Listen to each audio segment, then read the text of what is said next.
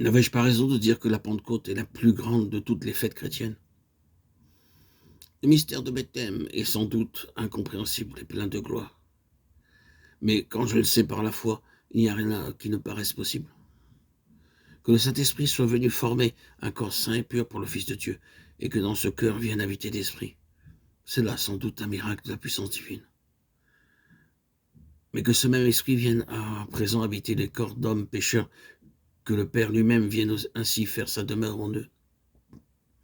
N'est-ce pas là une grâce qui surpasse toute intelligence? Et pourtant, gloire en soi à Dieu. C'est ce que la Pentecôte nous apporte.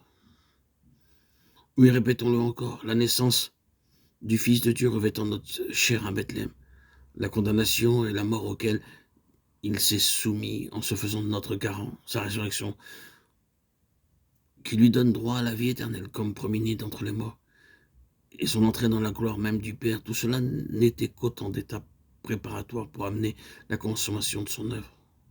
À la Pentecôte commence à s'accomplir cette parole. Voici le tabernacle de Dieu avec les hommes, et il habitera avec eux. Apocalypse 21:3. On ne peut comprendre l'effusion de l'Esprit le jour de la Pentecôte qu'en se souvenant de ce qu'il avait précédé du sacrifice inestimable, au prix duquel Dieu a voulu habiter avec l'homme pécheur. La Pentecôte est le reflet sur la terre de l'ascension de Christ au ciel et fait participer ses amis à la gloire dont il jouit à présent auprès du Père. Nous ne pouvons bien saisir tout cela que si l'Esprit nous en donne l'intelligence. Dans sa simplicité, ce récit nous révèle les plus profonds mystères du royaume de Dieu et donne à l'Église un aperçu de son saint héritage en attendant le retour du Seigneur. Il nous suggère en particulier ce que l'Esprit doit être pour les croyants et pour l'Église, ce qu'il doit être pour les ministères, les ministres de la parole et leur œuvre, ce qu'il doit être aussi pour le monde encore incrédule. Christ avait promis à ses disciples que par le moyen du Consolateur, il reviendrait lui-même à eux. Pendant sa vie terrestre, sa présence visible lui avait révélé le Père invisible. C'était là le grand don que Dieu avait fait aux hommes, et tout ce que les disciples pouvaient alors souhaiter et vouloir.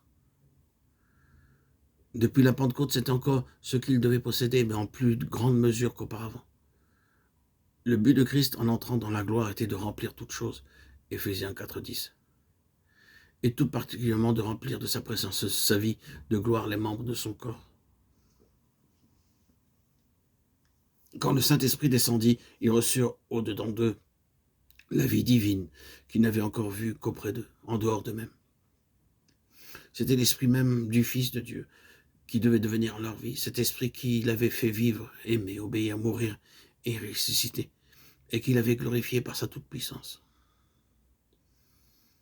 L'Esprit devait témoigner en eux de ce qui s'était passé dans le ciel lorsque leur ami et leur maître avaient pris place sur le trône de Dieu. Il devait leur en communiquer et leur en continuer la divine réalité. On ne saurait donc s'étonner comment le Saint-Esprit fut envoyé de la part du Père par le Fils glorifié. Les disciples aient surabondé de joie et de force divine, qu'ils aient réalisé la présence de Jésus et qu'ils se soient répandus en louange sur les œuvres merveilleuses de Dieu. Voilà comment naquit l'Église de Christ. Voilà aussi ce qui doit la faire croître et la fortifier.